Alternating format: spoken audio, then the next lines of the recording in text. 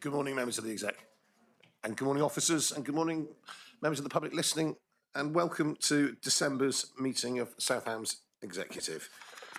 We will start with any apologies, please, Darryl. Thank you, Leader. Good afternoon, good morning, members even. We've got apologies from Councillors Hopwood and Birch for the executive this morning. Thank you.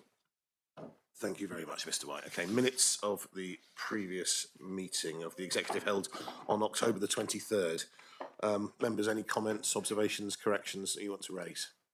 If not, could I have someone to move the minutes, please? Thank you, Councillor Reagan. A seconder. Thank you. Thank you very much, Jackie. Councillor Hodgson. All those in favour? That's carried for both sets of minutes. Thank you. Thank you very much. Item 2, urgent business. I have none. Item 3, division of the agenda. Mr. White, are we dividing at any point? There is an exempt appendix in one of the documents, so it may well be if the debate or questions go down that route, we may need to go to part 2, but maybe not. Okay, thank you. Item 4, declarations of interest. In accordance with the Code of Conduct, members are invited to declare any disclosable pecuniary interests, other registrable interests and non-registrable interests, including the nature and extent of such interests they may have in any items to be considered at this meeting. Councillor Dominic. I'm currently freelancing as festival coordinator for Dartmoor National Park for an arts and heritage festival. Thank you very much. That's noted. Anyone else? No? Okay, thank you very much. Okay, item 5, public question time. I gather we've had one question from Mr. John Grocott, which I will read. A housing crisis was declared 4 years ago, I believe. So why was an appeal for building land only recently made, brackets Totnes Times, 23rd of October, close brackets, and should land become available, will it be purchased through the company that the Liberal Democrats promised in order to build houses without delay, brackets Our Vision, April 2023, close brackets? Okay. Denise? Okay, yeah. Thank you very much. Councillor Canahan. Thank you. I don't think Mr. Grocott is here this morning.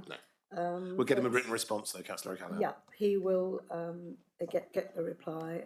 So I will proceed to answer Mr. Grocott's question anyway. I think there's been some confusion along the line. I'll attempt to explain. Our adopted policies are designed to deliver homes of a size and type which meet local housing needs, not just affordable housing, although obviously that plays a huge part in our response to the Council's Housing Crisis Declaration in 2021, following which more than 2,200 new homes have been built in the South Hams. More than 700 of them are affordable. We do continue to work with developers to get the right mix of open market homes which are as affordable as they can be for local people, though there are limitations to what the local council can influence within the wider housing market.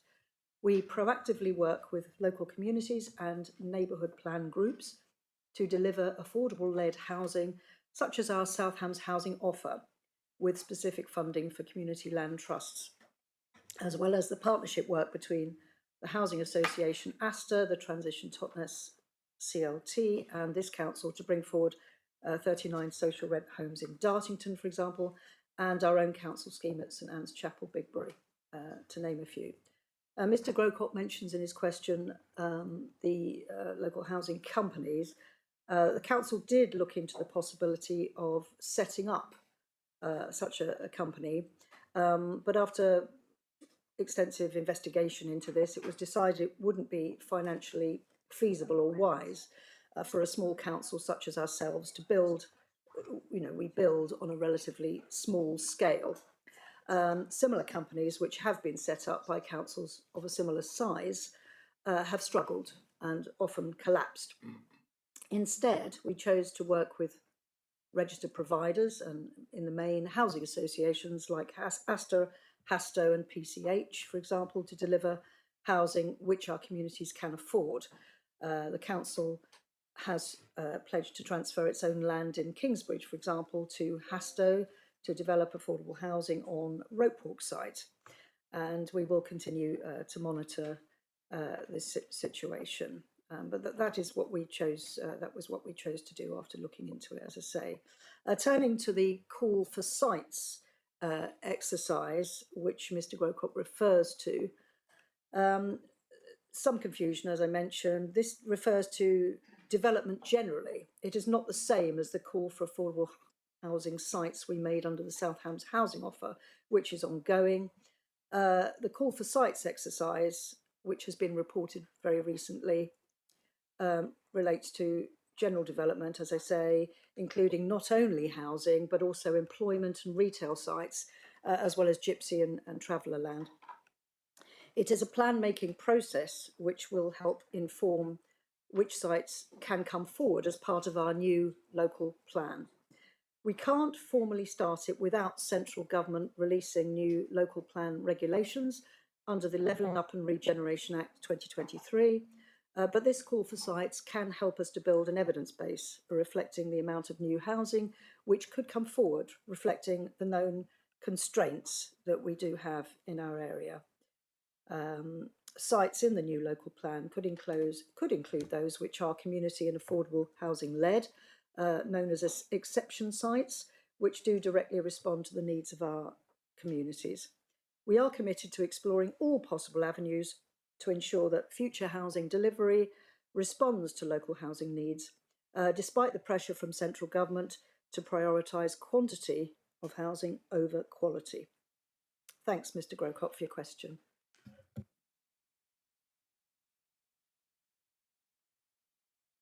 Thank you very much, Councillor O'Callaghan. Okay, so we will move on then to item 6, which is the executive forward plan. Members, do you have any questions or additions or anything you want to talk to on the forward plan? Same applies to you, Chief Executive. Anything? No? No? Okay, that's fine. In which case we will take the forward plan as read. And we will move on to agenda item 7, the first substantive item today, which is the car parking and permit review. Councillor Brazil. Thank you very much, Chair. Yes, car parking always a very contentious issue. I have to say that I look at this, I think that what we have done with car parking, with our differential car parking charges for locals and visitors, and the review that we've done, that it's been a great success. Car parking numbers and visits to our towns have not decreased. The only area where we've seen substantial changes was nothing to do with the car parking charges, but the changing of car parks from long stay to short stay in Kingsbridge and Ivybridge. And I think it's fair to say that there are areas within there that we still need to work on, and that's something that we will be doing. And you'll see that the last recommendation on the agenda gives us that opportunity to make those tweaks and changes in consultation with myself and you as leader, Dan, and obviously the senior officers.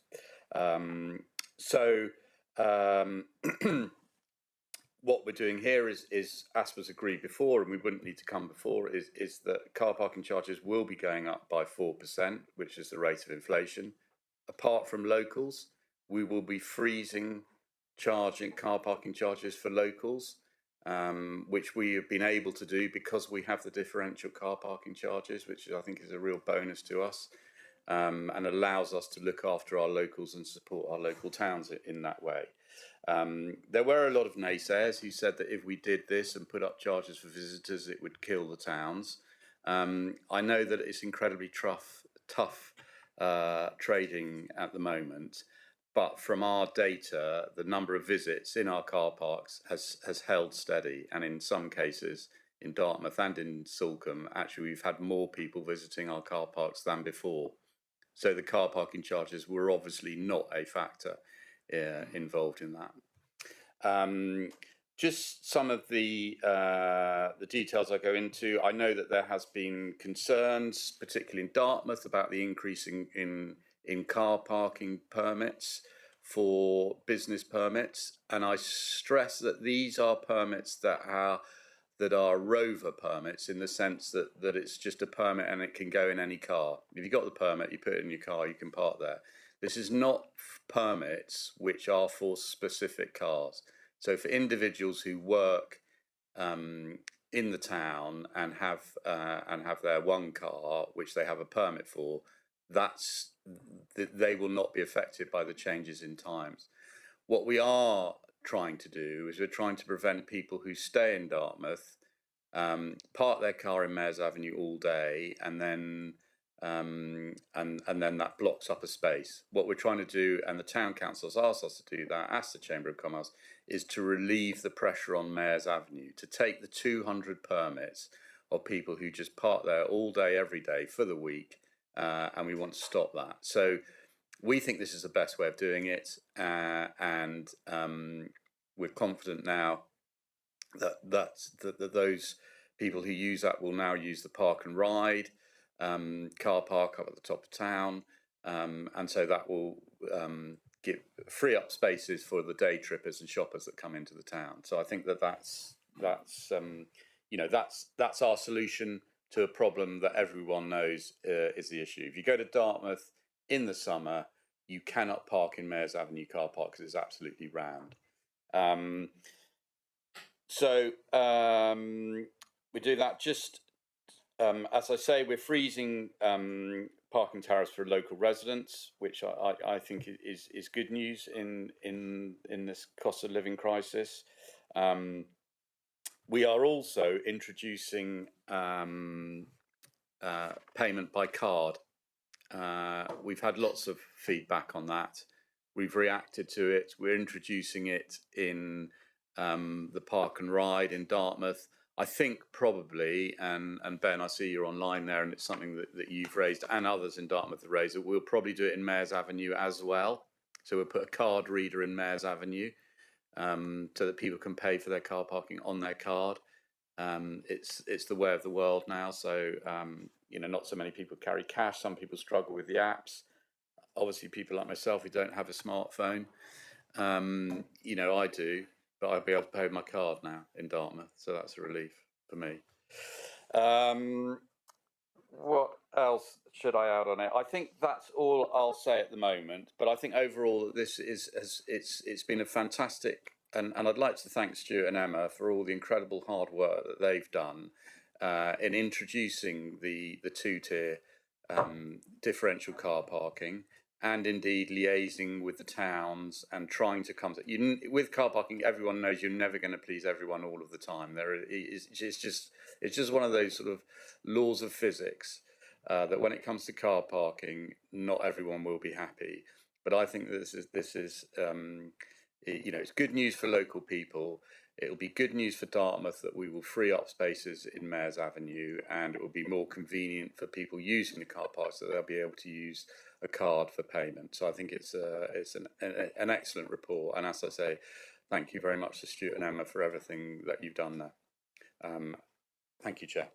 Thank you, Councillor Brazil. I was going to address to the exec some of the points that Councillor Cooper made in his email, but as he's online, Councillor Cooper, would you like to talk at this stage as one of the local members? No, you got my email, so kind of I don't think I haven't got anything to add other than that. So I'll just let debate continue. Okay, that's fine. Members, Councillor McKay to start with. Thank you. This is me getting something off my chest. I don't suppose it's going to change anything at all, but nonetheless, I feel I need to say it. I said over and over and again during the course of when this thing was being designed that it was far too complicated. I appealed to Occam's razor on several occasions. It is too complicated in my view, and I think there's several huge missed opportunities. I note that Cardiff Council has recently voted to have a charging scheme that penalises SUVs, which are an abomination and a trend in motoring which is disastrous, really. We have an opportunity still, possibly, to address that by putting on extra charges for very heavy vehicles. I think the Cardiff Council are going for 2,400 kilograms fully laden will pay extra, and non-electric cars 2,000 kilograms. So they're introducing emission charging as well, which is something else that I would like to allude to. Another missed opportunity. emission charging is about air quality to some degree, but it's also about climate change. Bristol have done it, did it back in January 2022, so I understand. Bath in 2023. Reading has just in November this year approved emission-based charging. There's a long list, and there is no technical barrier to this. It's simplicity itself to look up the emissions of a car based on their number plate, etc. There is absolutely no reason why this can be implemented in an app. And if anybody challenges that, I could write you an app in a couple of days that does this. So, locally, 25% of emissions are transport related, and we declared a climate emergency. And I've got a lot to say about climate emergencies later in this meeting. I don't think I think this has been totally ignored within this parking plan.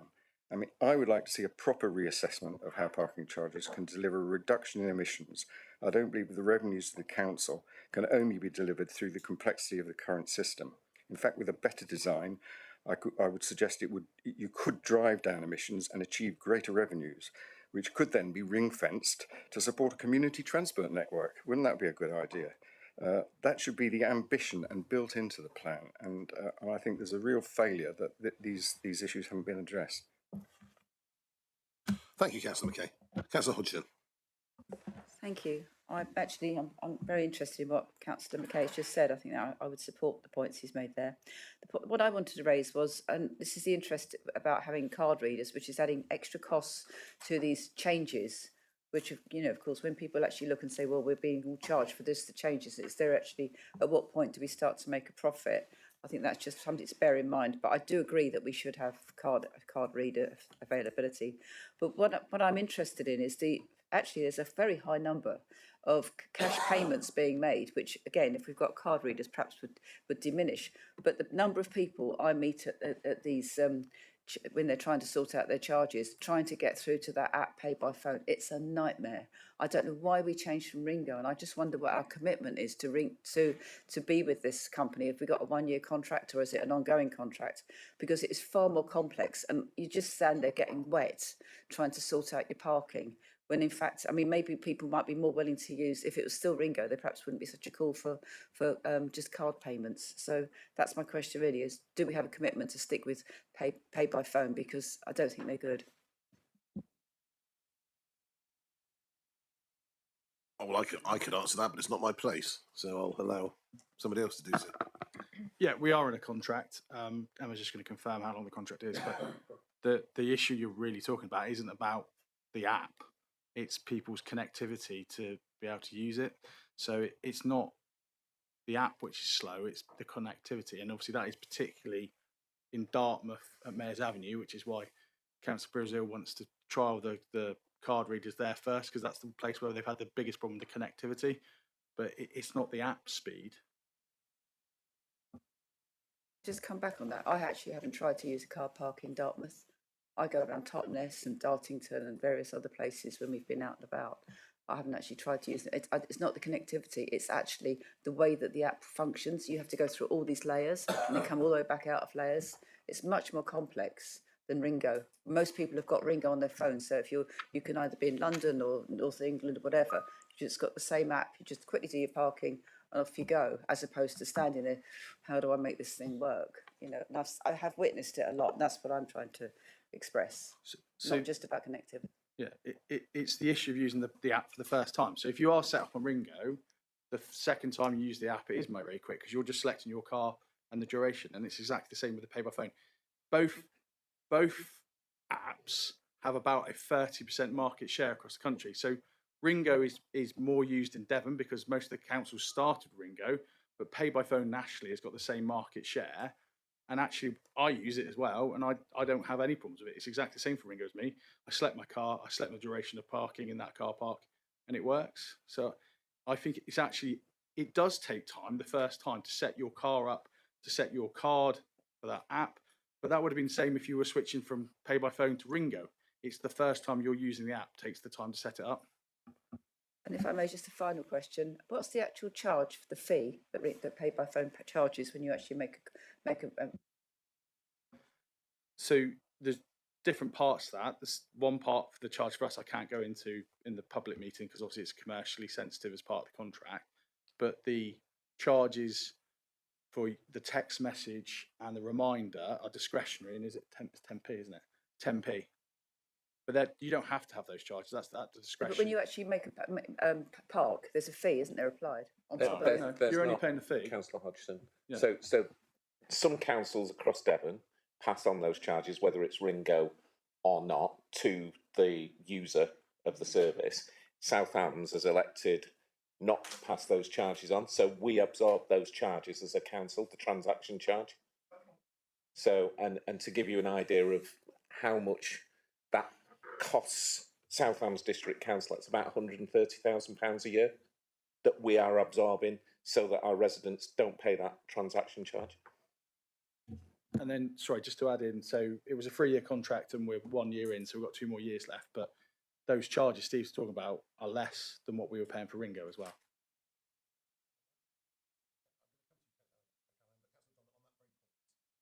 Yeah, it just didn't we choose pay by phone over Ringo because the security was better for people? That was one of the considerations. Obviously, part of it was about costs, and then there was the quality part as well, but one of them was security as well. Thank you. Councillor Callahan. Oh, thank you very much. If you bear with me, I just want to make a sort of a few points. I mean, there's you know a lot to welcome in this report, but I do have some concerns as well. I welcome the plan to pay monthly. I've had people ask for this monthly for the town centre, rural and peripheral permits. I welcome the freeze on tariffs for the resident discount scheme and the residents permits as well. I would have liked to see a freeze on the town centre permits as well. And I would have liked to see a special worker permit for some sort of system for those coming from outside to work in the towns. And also I've had requests for some sort of leisure centre permit. I don't see that at the moment.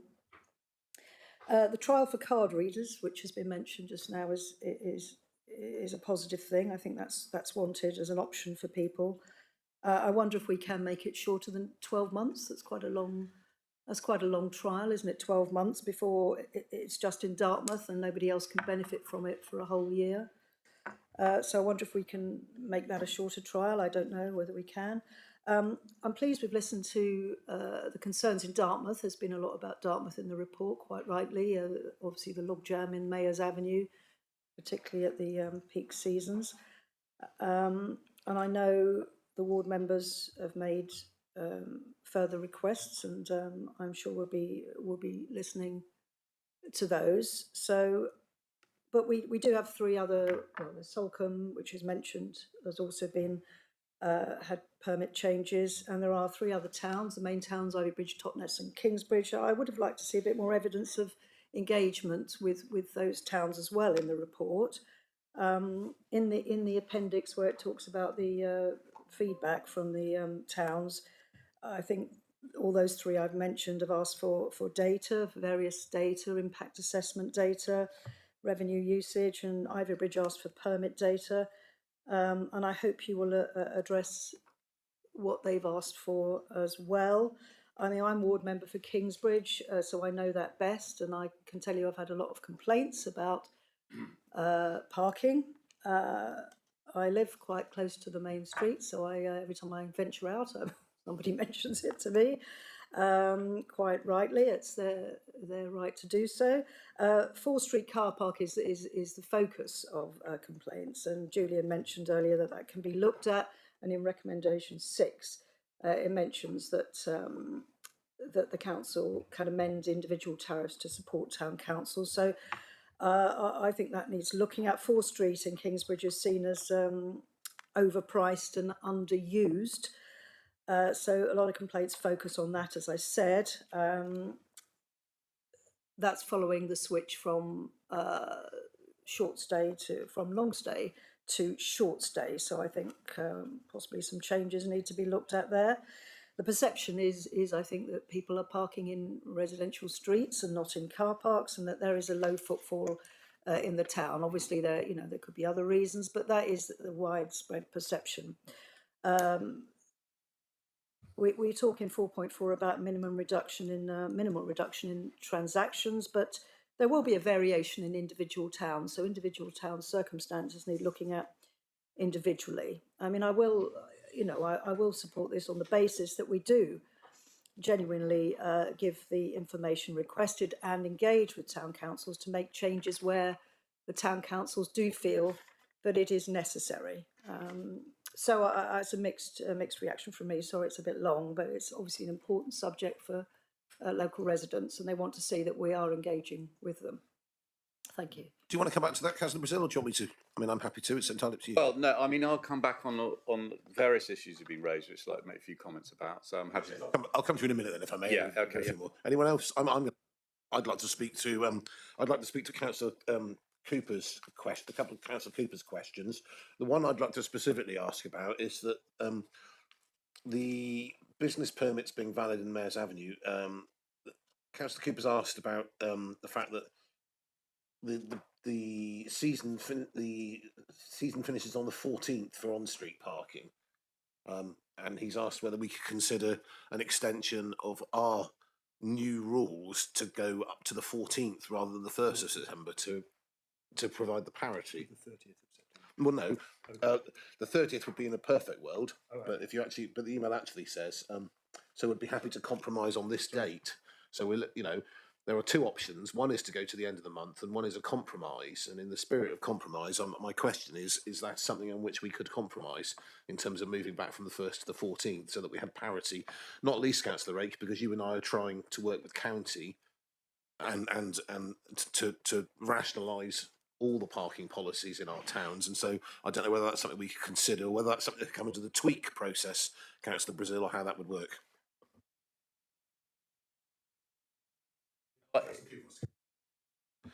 Councillor Cooper, you want to come in at that point?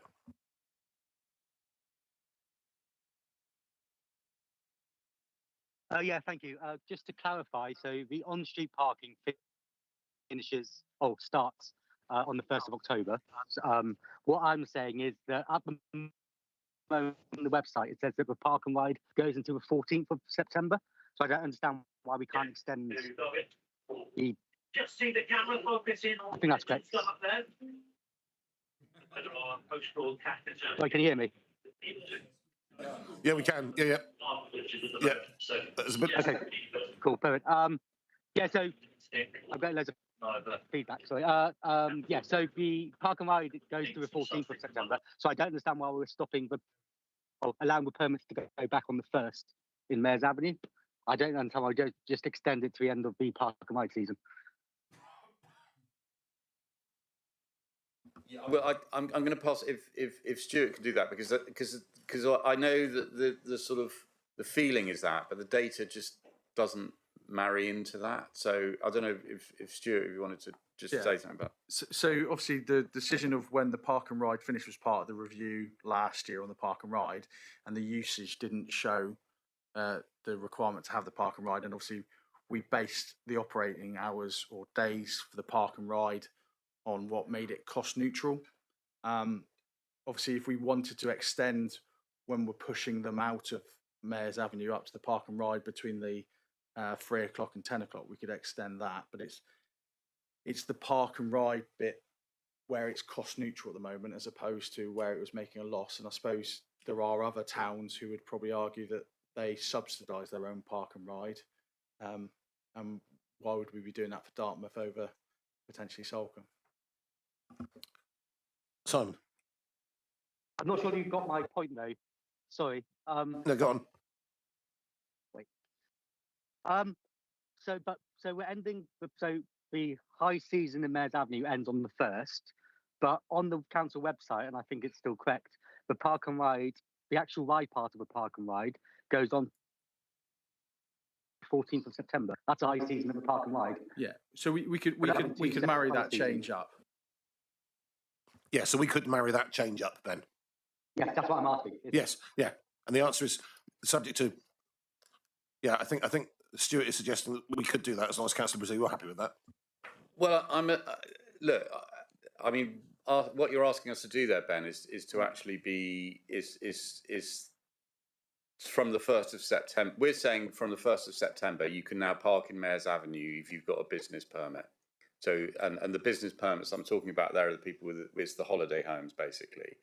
If we push that to the 14th, those are the people who are going to suffer from it and use the park and ride. So, and what we're saying is from our statistics is that we've got capacity in Mayor's Avenue to, I mean, we're not forcing people out of Mayor's Avenue car park because we don't like them in there. We're doing it because there isn't any car parking space. What we're saying is that from the beginning of September, and I appreciate that Dartmouth is still busy then, but it's not as busy as it is in July and August, and therefore we've got capacity in Mayor's Avenue, and therefore we don't need to penalise the people who have got the business permit. So we could do it, but my feeling is let's see what happens. If we find that those first 2 weeks in September, that Mayor's Avenue then becomes absolutely rammed and no one can park in there, then absolutely we can extend it to the 14th. But at the moment, I'd like to stick to the 1st. Look, I appreciate that none of it's not a perfect science, and we may have got that wrong, and it may it may show this coming September that actually you were absolutely right, Ben, and we should have done that. And then, you know, I'll be the first to put up my hand and saying you're right, and we will extend it to from the 14th of September rather than the 1st of September. But for the moment, I'd prefer to keep it on the 1st, if I'm perfectly honest. I appreciate what you say also in your email, Ben, about the on-street car parking, which is obviously a county council responsibility. We are looking to make changes around there, because I have to say that I think that the free car parking from the 1st of September to the beginning of May, I think it is, all along Embankment Road, sounds good, but actually what happens is that people park there for literally months on end, and we don't get that turnover that the town wants to see. You know, if you drive into Dartmouth and there's somewhere to park, that's great. And if you suddenly got to go round and round and round trying to find that, you know, it's not good for the town. And that's something that the county needs to grasp. But, you know, so that will change, I think. Sorry, that was rather long-winded, saying no. Simon, you wanted to come in, though? Well, just in general, I mean, it's, although obviously car parking is a source of revenue for Southampton's District Council, there's a sort of first principle of what we're trying to create. And I think what we're trying to create is reasonably affordable, available parking. And to Councillor McKay's point, one of the big impacts on emissions of parking is where you create a situation through the articulation of on-street and off-street parking, where people are circling round and round and round looking for somewhere to park. And that is just hugely wasteful emissions. You're not getting anywhere apart from back to the beginning of the circle. And in Dartmouth, for instance, that's something that in my younger, more foolish days, I found myself doing quite often, because you'll be looking for that free spot to avoid paying the car park charge, if indeed there is a spot in the car park as an alternative. So that's what we're trying to achieve here, and I think that the shift in the way that permits are applicable is a really big move for that in Dartmouth, and as far as I understand, I know less about the situation in Salcombe, but I think it will have beneficial effects in Salcombe as well. I also think that we've had representations about the cost of the permits, and I think they're still a good deal for people who want to use them, and I think we should be making them, at the moment, because of the moratorium, it's sort of anti-democratic, because irrespective of the cost, if you can't get one, then you're limiting the sort of the effective subsidy, the 60% saving on parking all the time without a permit, to the permit holders. So I think that we do need to discourage the use of permits, and I think that the significant increase in price is of the business permits, particularly the Airbnb permits so. And I also welcome the greater flexibility that giving the portfolio holder, the leader, and the parking team the ability to in year make adjustments to this is really important, because ideally, we'd have sort of surge pricing and the prices would adjust all the times to reflect availability. But that's a different world and not one that we're in. But I'm sure that Councillor Brazil and Thomas will give us that flexibility almost in real time.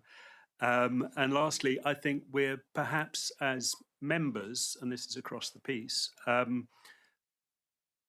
we need to really encourage our residents, between the residents' concessionary permit, where that fits in with people's lifestyle, which is the £71 for a year, where you can park free between 3 p.m. and 10 a.m, and the residents' discount scheme. You can park free for 19 hours and at a discounted rate for the rest of the day for 76 quid a year. And I think that's a really good deal for our residents, and one that we should be pushing as members in parish councils and elsewhere to encourage take up of those, which is not as strong in my view as it could be.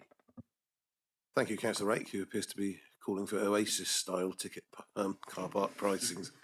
This is an interesting idea. Councillor Dennis. Thank you, Chair, for allowing me to speak on this. I just wondered actually if, as Councillor Rake looked in our direction, whether the executive were interested in the views of the ward members of Salcombe and Modbury, because we have not been asked up till this point. And I think when I was elected as district councillor, I understood that our role was to be the representatives of the residents that lived in our ward. So are you interested in our views on it or not? Well, obviously we're interested. I mean, and that's, here you are at the meeting giving us the opportunity. The papers have been published for over a week now. You've had plenty of opportunity to make representations. I mean, crack on. I think Councillor Brazil would love to hear your thoughts, Councillor Dennis. Thank you. Well, my first question is a request really, that obviously this 6-month review has taken place following a summer season. I think the impact that these charges will have over the winter is not understood. I feel that it might be quite dramatic, and I wonder if I can request that we do a similar review after the 6 months of the winter season. My second question really, and actually Councillor Rake highlighted it, is why are we continuing a moratorium on the permits in Salcombe and Dartmouth? For every other council asset, we put them out to tender. Why are we not allowing new residents, new businesses, the same opportunity to renew permits, to apply for permits? And I mean, I know it's the state of the South Hams, but it would be remiss of me to point out that I'm not happy that once again Salcombe and obviously Dartmouth as well are paying so much more for permits, for parking charges than the rest of the South Hams. But perhaps Councillor Long wants to add on to that as well. Okay, so if I come back to the first point, there's no plan for there to be a further formal review. But having said that, Councillor Dennis, if it's clear in any aspect of council business that something isn't working, then we will revisit it. But I don't think it would be appropriate to constantly hold a sword of Damocles over the car parking department every 6 months. I don't think that's reasonable to do that to our staff. On 2 and 3, Councillor Brazil, I'd defer to use the portfolio. Yeah, no, well, thank you. Just following on from that, I think I 6 in the recommendations absolutely gives us that opportunity. So if we realise that it's not working in the winter months, then we can make changes. And as I've said before, I think that Leonards Road in Ivybridge and 4th Street car park in Kingsbridge, there has been a sizable change in behaviour of people using the car parks. That's more to do with going from long term to short term, as I said. but I think that we can make changes there, and absolutely we will. We already made a change around the leisure centres because we realised that was it just didn't work. It didn't fit in with people's visits to the leisure centres, so we made changes there. So we will be flexible and things like that. As far as the review is concerned, absolutely, we it's a continually monitoring programme. Look, I'm interested in what you say about that maybe we should put all our parking permits out to tender. That is the surge thing. Maybe we should do that and say, look, if you want, these are the number of parking permits we've got. Highest bidder, you get it. Is that what you think we should do? So I spoke to a lot of businesses in Salcombe and also in Kingsbridge and Modbury, but particularly in Salcombe where the moratorium applies, there are new businesses. The moratorium has been in place for 5 years. So there are new businesses that have started and been there for a long time that have never had the opportunity of buying a permit. There are other businesses that are holding on to 4 or 5 of them because they don't want to let go of them. They're not even using them necessarily, but they're holding on to them because there's no opportunity to renew. I just don't understand why we operate in a fair and transparent manner when it comes to all other assets, but in our parking spaces, we're not allowing new people to apply. I'm not saying that the highest bidder should win. I'm just saying that we should open up the application process. Well, I think the thing is we've chosen to put the moratorium in because the towns were very concerned that their car parking spaces were being filled up by the business permits. And if we just allowed a free-for-all with the business permits, there wouldn't be a room for all the day trippers and the shoppers who we're trying to encourage. That's why we put it up there. I mean, and I think, moorings, that's not a free-for-all. But if you're on the list and you've got a mooring, you can keep your mooring in Salcombe Harbour. We don't every year open it all up to all comers and open up. So that's another example where, because of the unique positions of Dartmouth and Salcombe and the lack of car parking and the incredible popularity in tourism destinations that they are, it means that we have to do things that are slightly different that in an ideal world we wouldn't. And, and as I say, it's exactly the same with moorings. We've got we don't open them up every year. People just, if you've got it, you've been on the list and you've got one, then you can stay there. I mean, maybe we should do that and have a list that people can put them on a waiting list and perhaps they could have them. But I think that what we were trying to do, and I think Simon articulated it very well, is what we are trying to create here is that we have got a lack of capacity in some of our tourism towns, and in order to increase that capacity, we're trying to make it harder for people who want to use it's the Airbnb businesses who want to use it, basically, and they can always use the park and ride. But so I hear what you're saying, but my gut feeling is no, we're not going to change that, and that's just how it is. Not a perfect world, not as fair as it could be, but that's how it is, and we're going to stick to it because I think we have to. Sorry, Mark, did you want to come in just as a Salcombe member as well?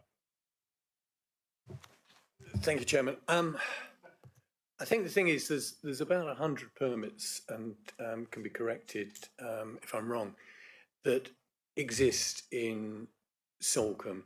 There are Shady Combe, which has 20 reserved bays, which permits, can use these. I think the problem is, and it is there, the 5-year freeze has not reflected change or fairness, and people are holding on to parking spaces.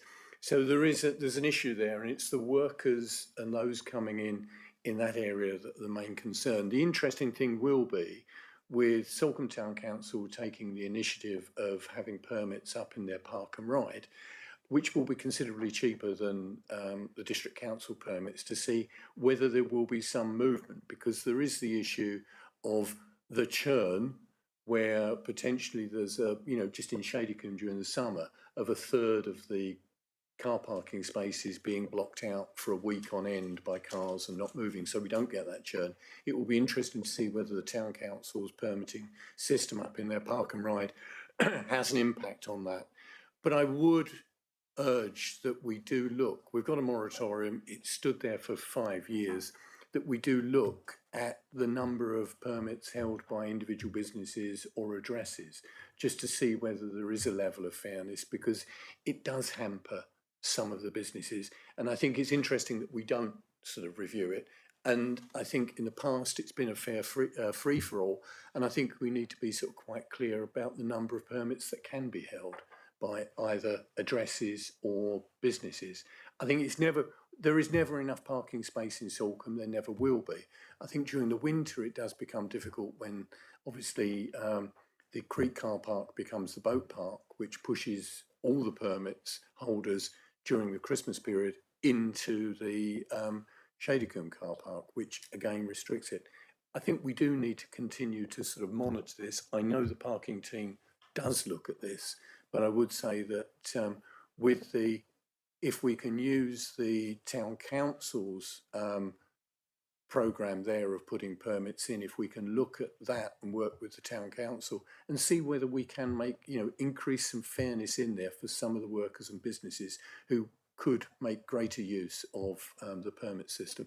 But I think the moratorium I agreed with back in 2020, because we had more permits than we had spaces, which is crazy.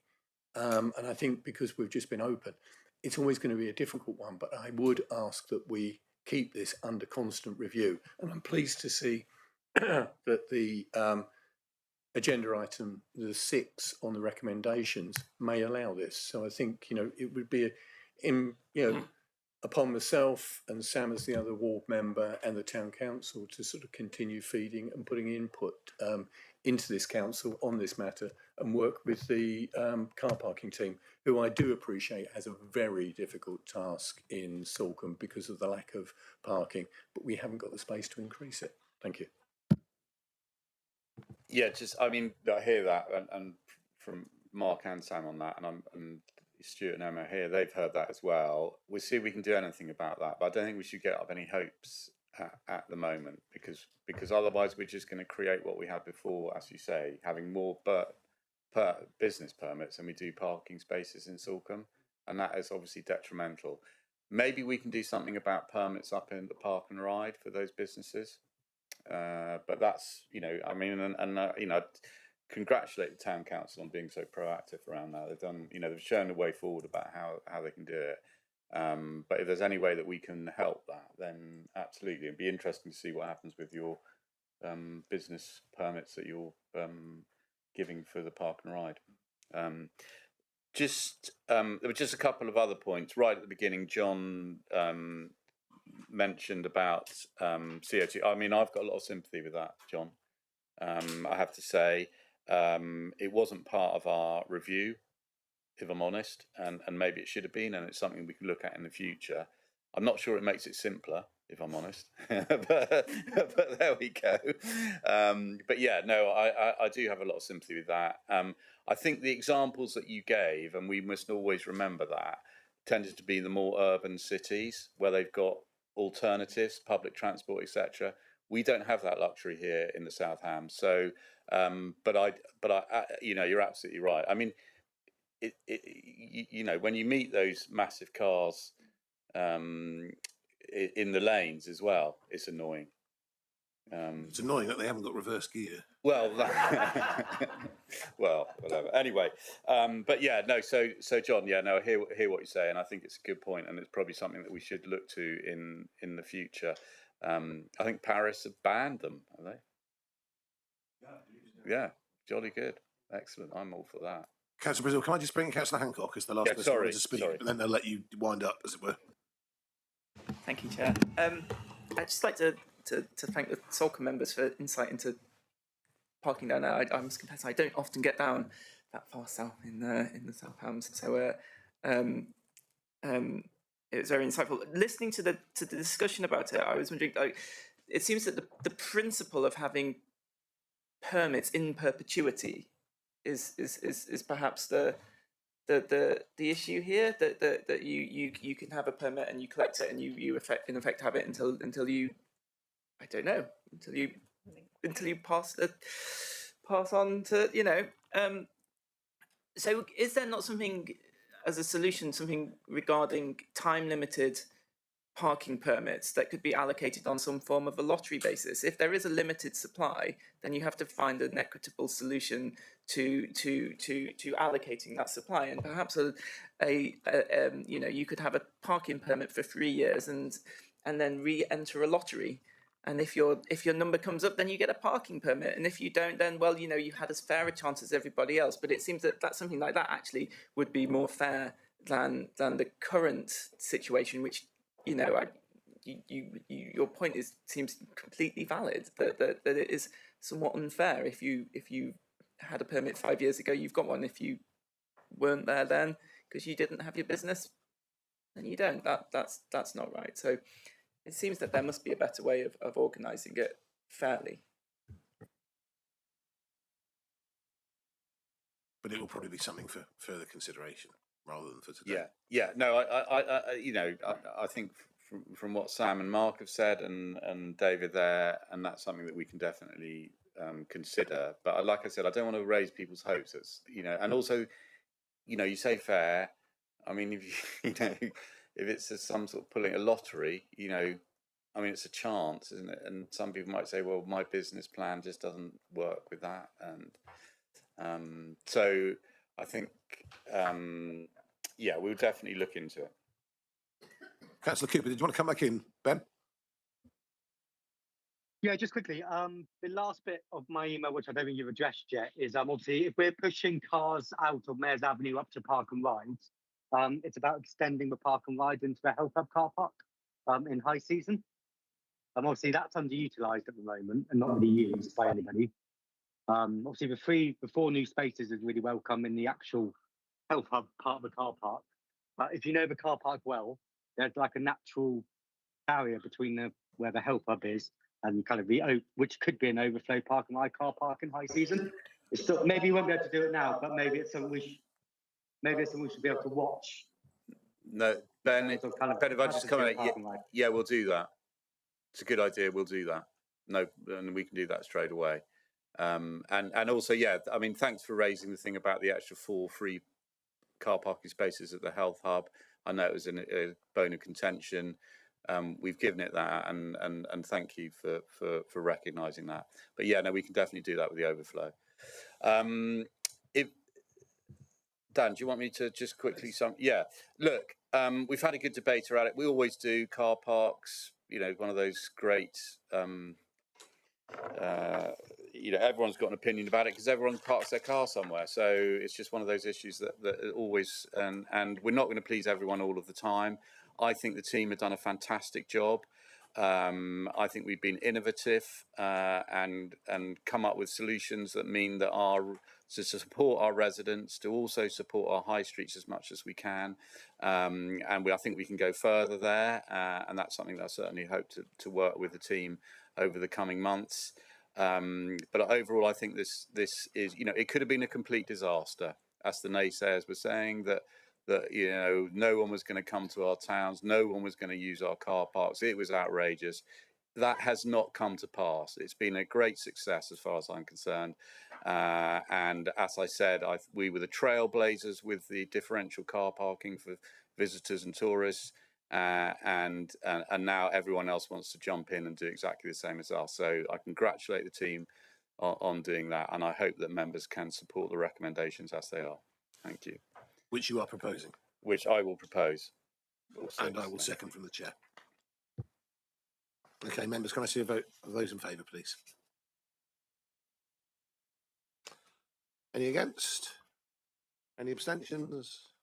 That's unanimous for the 6 recommendations. Thank you, Leader. Thank you, Mr. White. Thank you, members. Thank you, officers, for a good debate. Okay, agenda item 8, budget proposals 26-27. Councillor Rake. Thank you, Chair.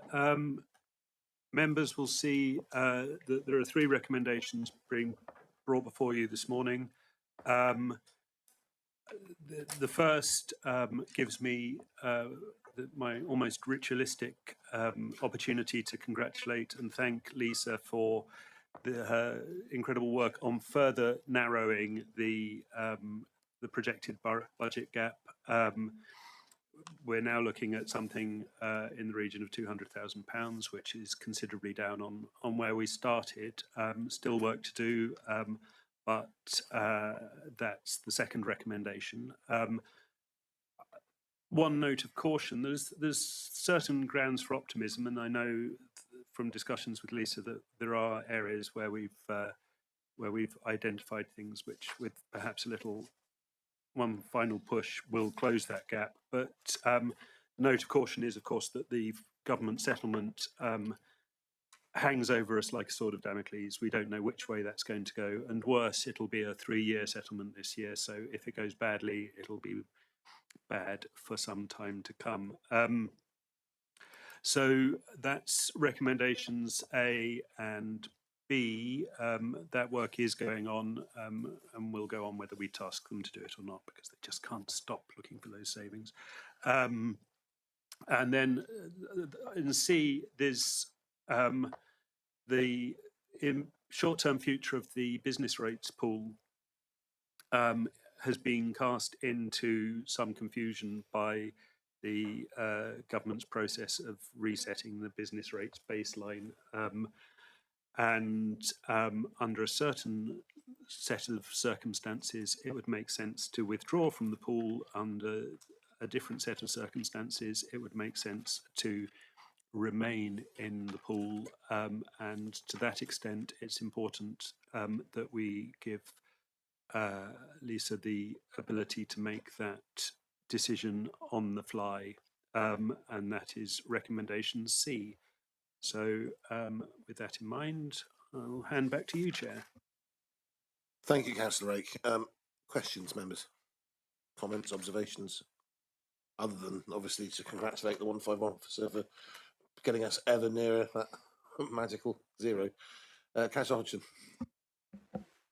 Thank you, Chair. And yeah, I'd just like to join the sort of like the well-documented sort of situation that we're in and the opportunities we have and where we sit in terms of the pool. I'm very aware of the pool. This has come up so many times in the years that I've been here. So yeah, I recognise the value of potential of choice, really.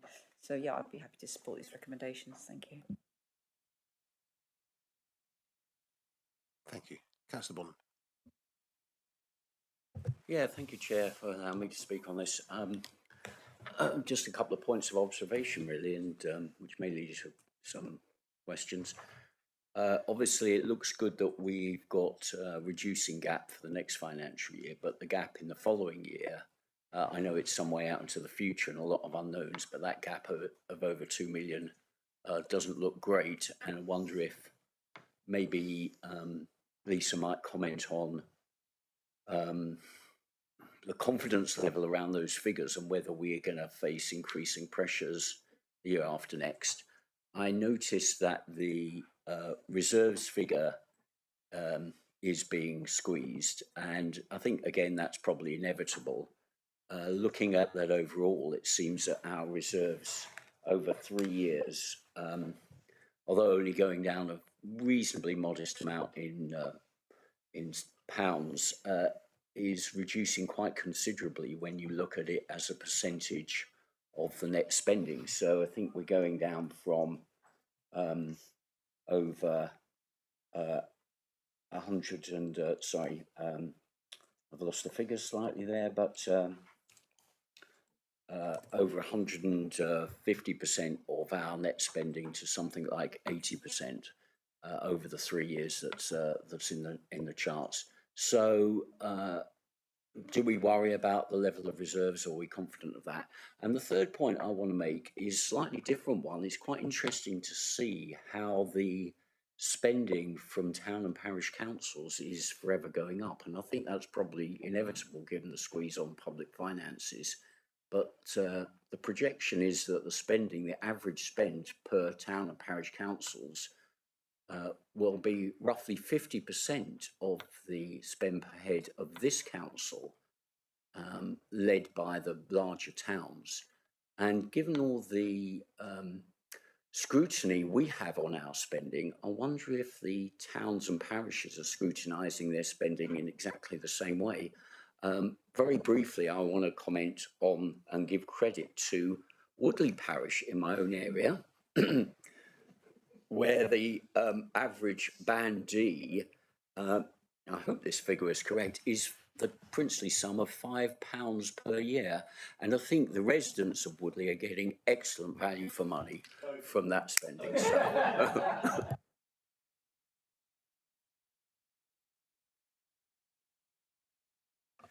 Please, Simon. Yeah. Thanks, Councillor Bonham. As always, good points. I mean, in terms of the budget gap looking forward, to an extent, that's a structural thing. That's always the way of it. Of course, we will have at the back of our minds the fact that this council no longer, as far as we know, has the luxury of looking that far forward. But it's a point well made. I mean, on the point about reserves, our unearmarked reserves are relatively stable, and the earmarked reserves are coming down, which is because they're being used for what they've been earmarked for, and to there's no inherent good in having earmarked reserves and we've reviewed and are re-reviewing whether they're still needed and appropriate. And to your last point, and I will let Lisa pick up on any of the technical details, but to your last point, of course, most of our towns, I believe, have a higher precept than we do as a council in those towns. And I think this is the trend. I also commend Woodley. I think from my experience in parish councils, some come under greater scrutiny from their residents than others when it comes to their budgets. But obviously, that is an increasing trend, and proper scrutiny is necessary. We have Lisa. Parishes have clerks who are generally their responsible financial officers, and in my experience, the majority of those do an excellent job. Yeah, thank you. Thank you very much, Councillor Brazil. Oh, sorry. Go on, Lisa. Thank you, Lydia. Thank you, Councillor Rake. Yes, just in terms of, obviously we will find out in the week before Christmas what our 3-year financial settlement is going to look like. We have used modelling tools by Pixel Financial Management and Local Government Futures. They are the two leading experts in local government finances. So we are quite confident in the figures that we've got for those future financial years. However, having said that, I think the government are still tweaking the figures right up until the point when the local government finance settlement does get announced in Parliament. So those figures could very well change if there are some last minute adjustments. But one of the things is we do know that business rate baselines are being reset. There has been a policy statement which has been announced by government, and within that they have confirmed that with regards to business rates and pooling, that the safety net for next year, 26-27, is going to be set at the higher rate of 100%. So what that means is normally the baseline reset, the safety net is 92.5. So if your business rate drops below the baseline, you have to wait for it to drop by 7.5% before the government will come in with any safety net payments. The fact that that is being increased now to 100% means that it probably is not going to be worthwhile as pooling next year. We will still get the modelling done as we always do and make that decision. We would have 28 days from the point that the finance settlement is announced in Parliament with which to revoke the pool. And we will take that decision together as Devon authorities, because if one authority pulls out of the pool, it collapses the pool for the whole of Devon. But that will be a collective decision. But the advice that we've just received is that it is unlikely that we will pool for next year. With regards to reserves, as Councillor Rake has said, we've gone through the process of looking at all of those reserves. Members have taken the decision to invest some of those reserves in the council plan and in the council priorities. So 2.5 million of our reserves are going into the council plan. With regards to towns and parishes on page 47 of the agenda, yes, the average parish and town element of a bandy council tax bill is now £100.95. That is the average.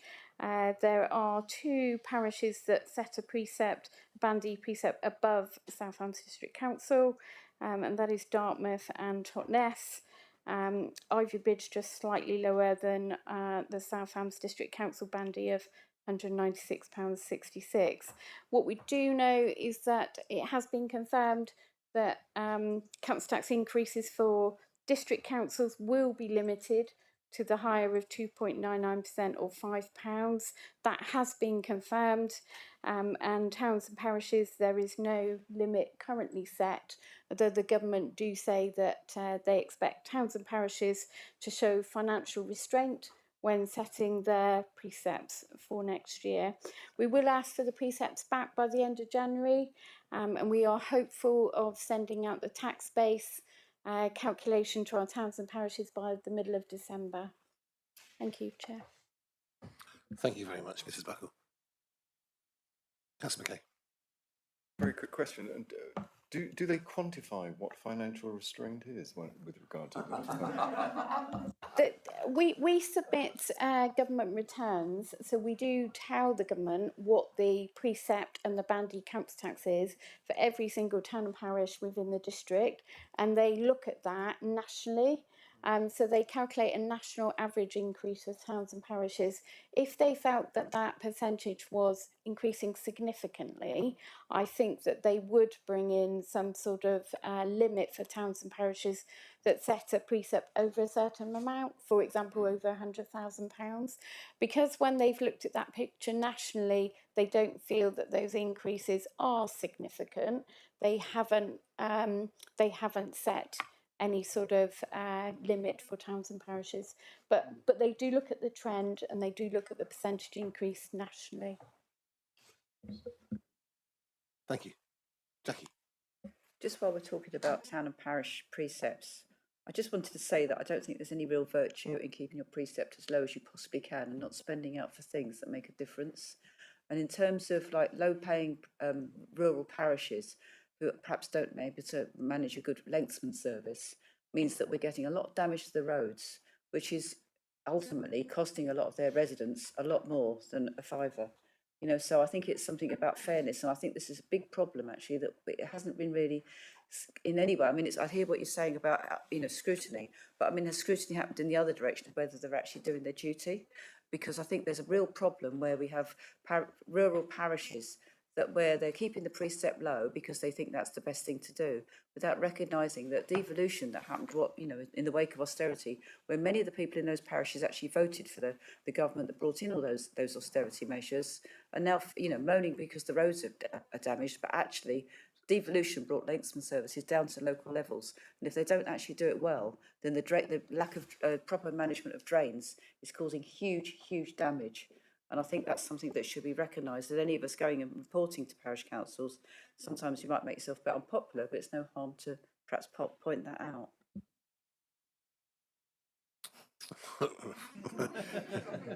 Here endeth the lesson. Thank you, Councillor Hodgson. Councillor Brazil.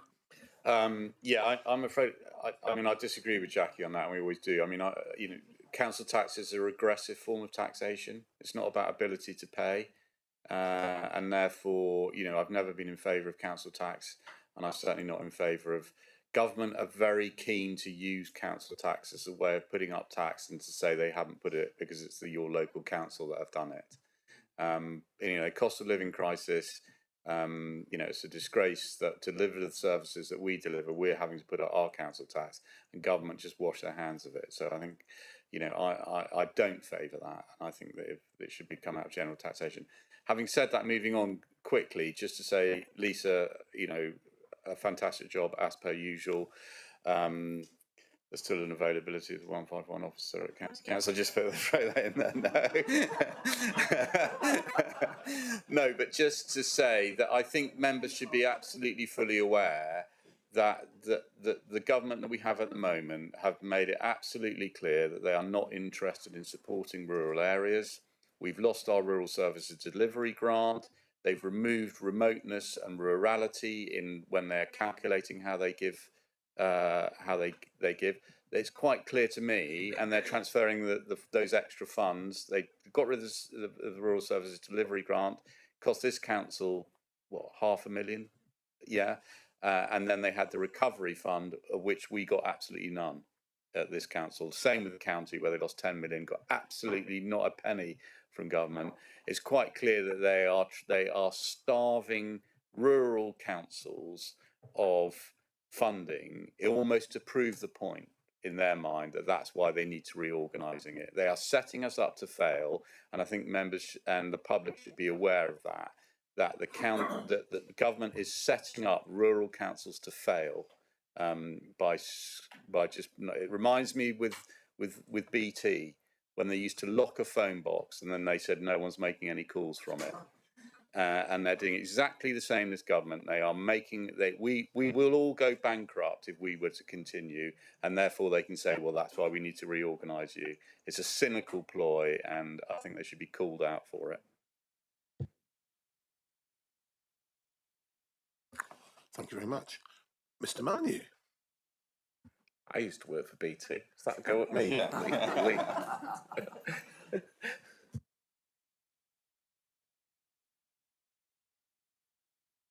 Did you work for BT as well, Mrs. Buckley? No, I didn't. But just as Councillor Brazil said, the highest allocations of the recovery grant, this was a £600 million grant, which has been confirmed for the next 3 financial years. But the highest allocations are going to Birmingham, 39 million, Leeds, 20 million, Liverpool, 20 million, Manchester, 19 million, and Hackney, 9 million. And as Councillor Brazil said, Southampton District Council will not receive any funding at all from that 600 million. But you can see where the highest allocations of funding are going. They are going to northern councils, metropolitan districts. Yeah, thank you. A sorry but not unexpected tale. Any more on this agenda item, members? No? Okay. Councillor Wake, do you want to move? Yeah, just we'll move, but just wanted to note in passing that one of the contributors to the closing of the budget gap is the reduction in pension contributions, because the Devon Pension Fund is now fully funded. And as someone who's followed this quite closely over the last decades, this is a really significant moment, because defined benefit defined benefit pension plans got themselves into a dreadful pickle that really threatened the futures of their operators and their recipients, beneficiaries, and it is fantastic news for this year's budget, but also longer term that pension fund is now fully funded. But on that note, happy note, Chair, I move the recommendations listed on the screen. Someone to second, please. Yeah, Councillor Hodgson, thank you. All those in favour? That's unanimous. Thank you, Leader. Thank you very much. Okay, item 9, investment in community sports facilities. Councillor Brazil.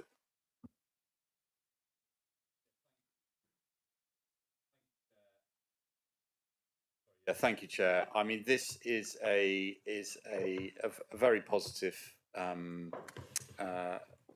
item. I think it describes well the amount of money and the seriousness that we look at sport and recreation, and the amount of investment that we're making, albeit a lot of it from 106 funding from developers. but it's an absolutely crucial part of our health and well-being responsibilities, and we have, we are doing it well. It's part of our one of our strategic purposes, and we do it well. Can I just say, it's just we do a lot of work with the Youth Council at County, and what they plead for is their top plea from the Youth Council is they want things to do and places to go. And I think what we are doing here is exactly that. And I highlight the new skate park at Totnes. I think it's a fantastic asset for the community, and the number of young people using it is brilliant. Same at Kingsbridge, but we do that across the region. So congratulations to all the officers involved in that, and I hope that members can support this. The noting of it. Thank you.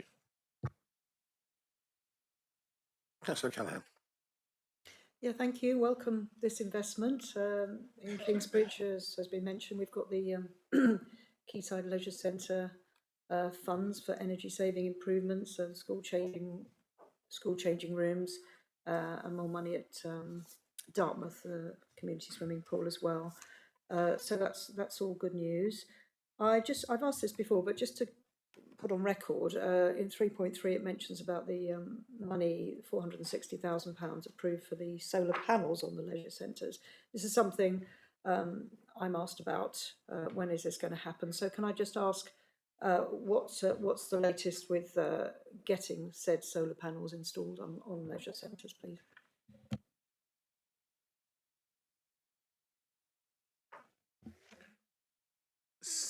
Mr. Powell or Mr. Molyneux?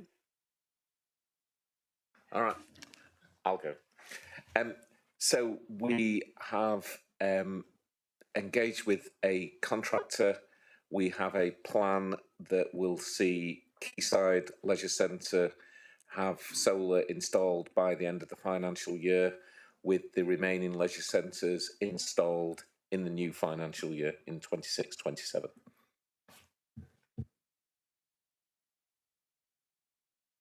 Thank you very much. Councillor Hodgson. Thank you. Can I just confirm that includes Totnes? Yeah, I believe it does, yeah. Absolutely, because it was like, oh no, not Totnes for some reason, and yet we're the ones that asked for it since 2014. So I believe it we could includes, let it free it's then. all our leisure centres. Okay.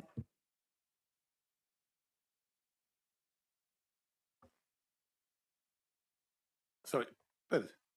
Thank you very much.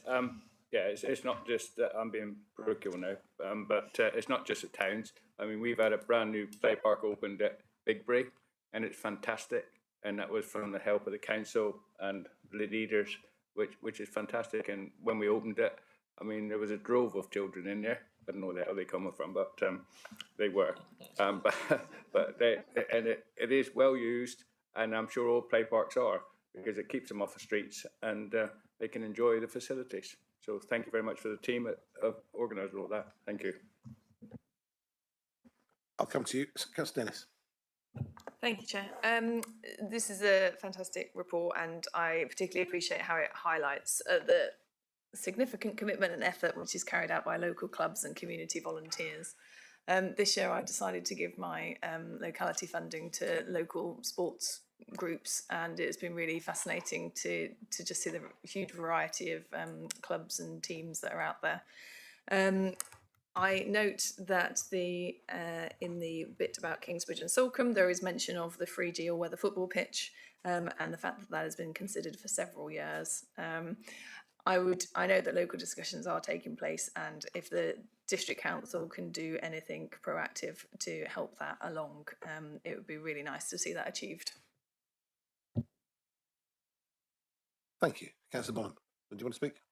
Yeah, thank you, Chair. Very briefly, I can support the report, and it's good to see the spend and the benefits that the community are getting. I just want to ask, if I can, I know in some cases, as been mentioned, there's a delay in spending S106 money, and I wonder if we're having information about the amount of money that's sitting in our bank account that's not currently spent or allocated, potential for future use, because I do think it's important to get the money spent as quickly as we can for the benefit of the community. Thank you. Yeah, we totally agree, Councillor Bonham. We had this conversation at the last exec, I think, in fact. I would suggest probably as a first course of action, probably you can get that from Alexis in an individual basis. But in terms of the overarching position, we have talked about that, and we will be talking about that again in terms of making sure, as part of our exit strategy, if you like, as the council plan, we make sure we do that. So we're going to tie that in with our council plan priorities to make sure the two run hand in hand. But yeah, it is a valid point. Any more questions on this one? Councillor Rake. Thank you, Chair. I also welcome this. But like Councillor Dennis, I think it's important to stress that very often the projects that spend this money are volunteer-led, and that can create a sense that they don't. I think they sometimes have unrealistic expectations, because obviously from our side it's a formal process and there are legal requirements, and that can be perceived, I have observed, as the council being a drag on a keen volunteer community organisation wanting to move things forward. And I thank officers for being mindful of that already and for providing sort of hand-holding through these processes. But I think as members we should always help in setting realistic expectations and then ensuring that they're met. Thank you, Simon. Nadine, Councillor Donnett. I would agree that that is a gap that people struggle with. Like you said, a lot of these things are volunteer-led, and we're putting a lot on those volunteers who are volunteering to coach their kids' football team to know how to build a clubhouse and how to get quotes and how to navigate a whole thing that is probably not in their wheelhouse. So I think there could potentially be some work to figure out bridging that gap between us having a pot of cash, them having an end goal, and how we get from A to B.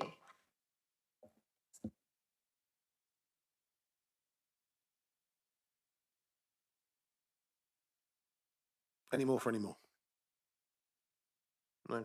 Okay. Are we happy then to welcome? Everyone welcoming? It looks like everyone's welcoming. Okay. Great. Thank you very much. Okay, agenda item 10, Integrated Performance Management Report. Well, that's me. It's a very short executive report, principally because, of course, the document speaks for itself in terms of the actual breakdown. As always, I commend the team for the fact that it's easy to read and very user-friendly, so I thank you very much for that. I'm guessing that's you, Mr. Hawke. It is, and Catherine Pierce, our Corporate Performance Officer. Yeah, well, I'm very grateful. It's a Ronseal job, members, so are there specific questions? I mean, it goes to ONS, obviously. Councillor Hopwood presents it on a regular basis for scrutiny. Thanks, Mr. Parkinson. Yeah, but it's here for you to see, to ask any questions, or not, as the case may be. I mean, it may be that we don't need to because we're comfortable that it is properly scrutinised at overview and scrutiny.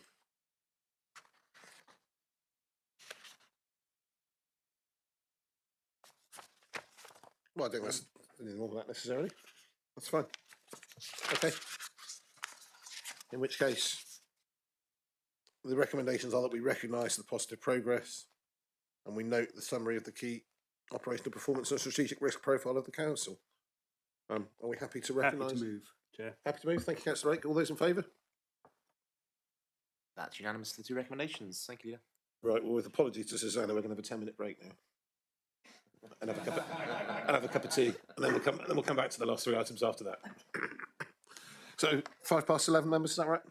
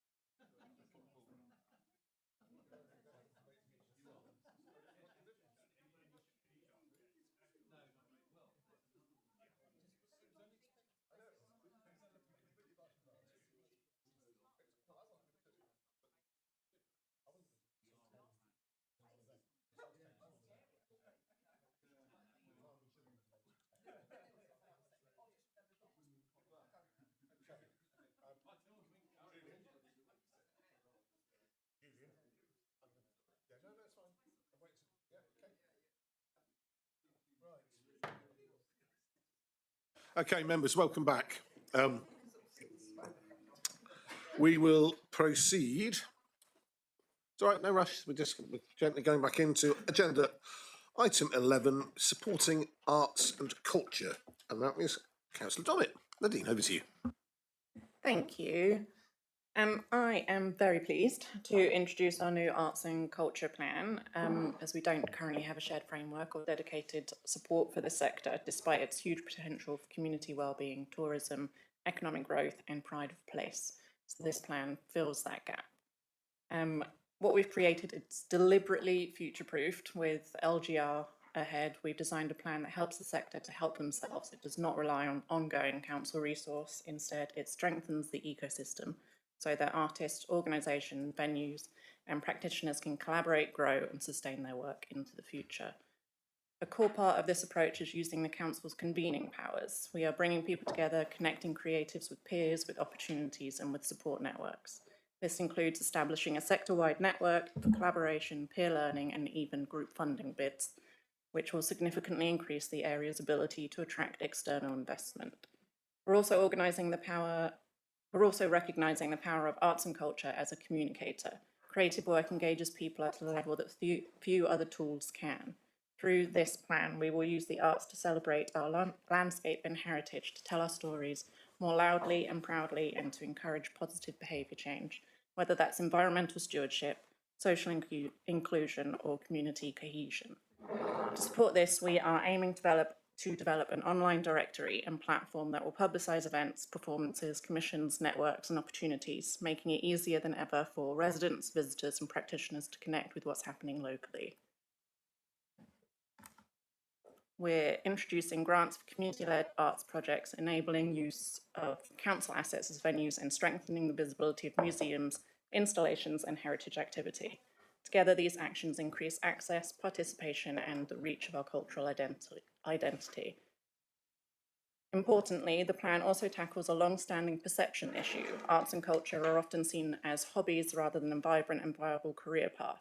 By promoting cultural careers, skills development and pathways into the industry, we're supporting both young people and adults to see this sector as a genuine profession and strengthening our creative workforce for the future. Finally, the plan positions arts and culture as economic drivers. We know that vibrant cultural activity boosts tourism, supports local businesses and makes our towns and villages more attractive places to live, visit and invest in. In short, this plan lays the foundation for a confident, connected and resilient arts and culture sector, one that reflects and strengthens our communities, our economy and our sense of place. I am very proud to present this today. Excellent, and we are very glad to receive it too. Neil, Susanna, do you want to add either of you want to add anything at this stage? I don't think there's anything to add to that fantastic introduction. Thank you. Excellent. Councillor Hopkinson. Thank you. I really welcome this. It's absolutely fantastic. One thing that I would perhaps suggest that is borne in mind, there is another element of how we kind of reach out to some of our, what is now obviously been cut off to some extent, but our European links and twinning.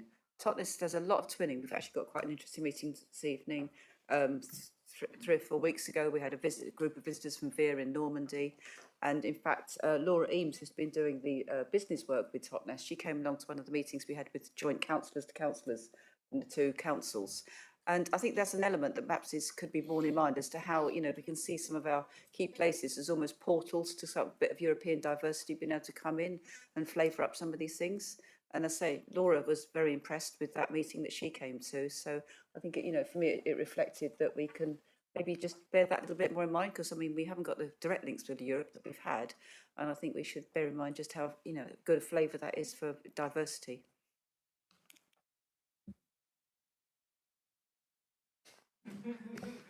Narnia, Veer, all sorts of other places. Not words I expected to hear in the South Hams exec, Councillor Dommett, but thank you. Councillor Rake. Thank you, Chair. I also welcome this. I think it's a fantastic piece of work. The only thing that I thought was perhaps missing was in the vision and aims statement. personally, I mean, it's a long time since I worked as a practicing artist. It certainly was never a proper career for me, unfortunately. But I would like to see you've got 4 little boxes there. I would like to see a 5th talking about acknowledging that the arts are innovative and disruptive, and committing to engage with that, because I think as a statutory and bureaucratic organisation by our nature, sometimes that's something that we struggle to engage with, and I think that if we can commit to recognising that that's an inherent and essential part of the arts, and that sometimes we will be challenged by that, that would further strengthen an already very strong document. But thank you for bringing it to us.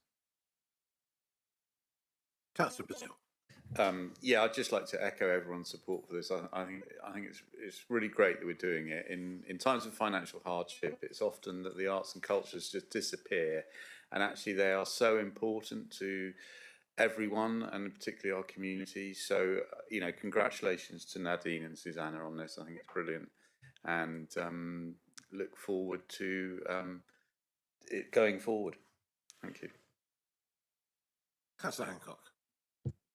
Firstly, I'd like to apologise to Councillor Brazil because I'm going to wax philosophical. I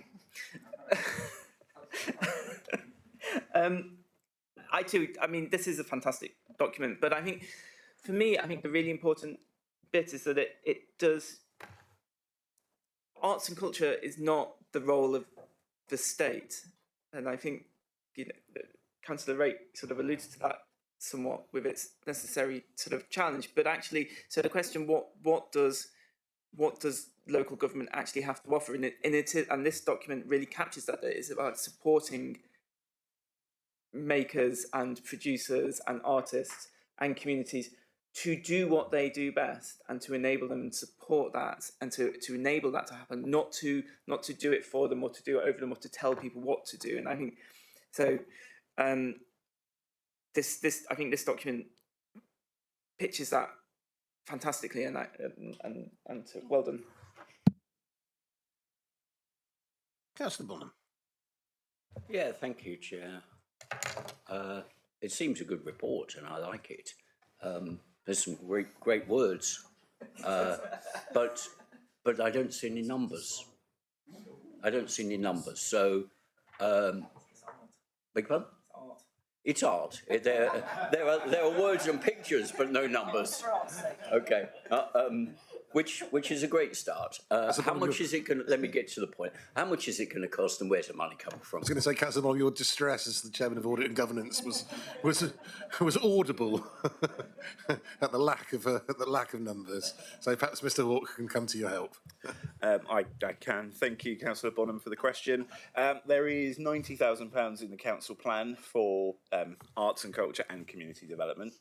Clearly, that's not going to go very far, but there is a sort of seed fund there for the plan. The rest of it very much will. A lot of the activities in the plan will be delivered by Susanna and Susanna's team, which are within the base budget.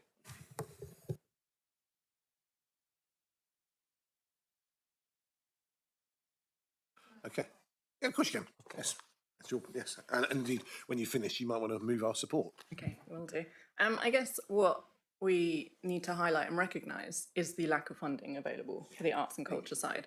So we are doing everything we can to make the most of the very little we have available to support this sector. So yes, there isn't loads of money, but we are going to bring the network together and then collaboratively go out for funding bids to enable them to be able to do more. Yeah. And with feedback being over, I move that we support this recommendation. Thank you.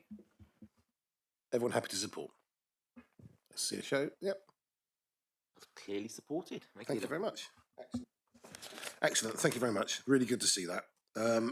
Item 12 is also you, Councillor Dommick, Community Development Update and 12-month focus.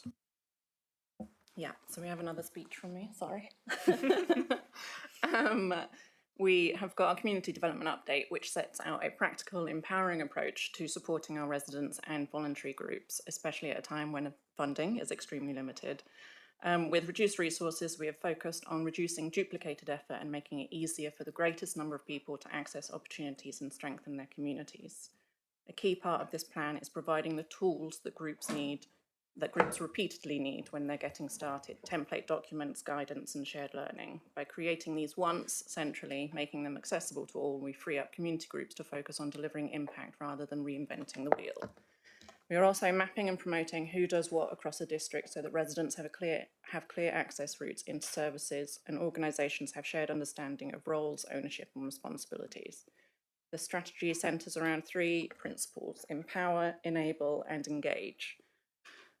First, empower. We're enabling our communities to increase control over their lives and achieve their ambitions. We are convening spaces where communities can come together to collectively solve shared challenges. This includes district-wide roundtable events on community transport, an issue that affects nearly every parish, as well as caring alliances, bringing together organisations supporting vulnerable residents. Through these alliances, we can share provision, identify gaps, and build a coordinated response to local concerns. We're also strengthening access to trusted financial and energy advice by signposting residents to reliable providers at a time when this support is urgently needed. Second, enable capacity building by helping individuals and communities develop the skills, knowledge, and resources to address their own needs and shape their environment. We're creating a communication and support network for the VCSE sector so groups can learn from each other, collaborate, and share best practice. We are producing how-to guides for popular community initiatives to remove barriers to participation, whether that's setting up a warm space, running a community fridge, or starting a local transport group. And we are enabling use of council venues for events that meet community needs, reducing costs and increasing local access to suitable spaces. Thirdly, engagement, ensuring the council builds relationships, communicates effectively, and actively involves our communities in decisions that affect their lives. This includes improving the council website to make sure information is easier to find and to better highlight the breadth of available support, including the directory of services, so residents can quickly locate the help they need, from volunteer opportunities to wellbeing services. And just as importantly, we'll amplify the good work already happening across our district, shining a light on community-led initiatives and celebrating their achievements so others can learn from and be inspired by them. In summary, this plan is about strengthening the foundations of community life, reducing workload for volunteers, improving access to trusted information, building shared capacity, and creating clear pathways into support. With limited funding, we are maximising impact by coordinating, convening, and empowering our communities to lead the way in shaping their future. Excellent. Thank you very much. Again, anything to add, officers? No? Okay, that's fine. Comments from members then. Councillor Hodgson. Thank you. I want to put a big plea in for recognising the needs of young people.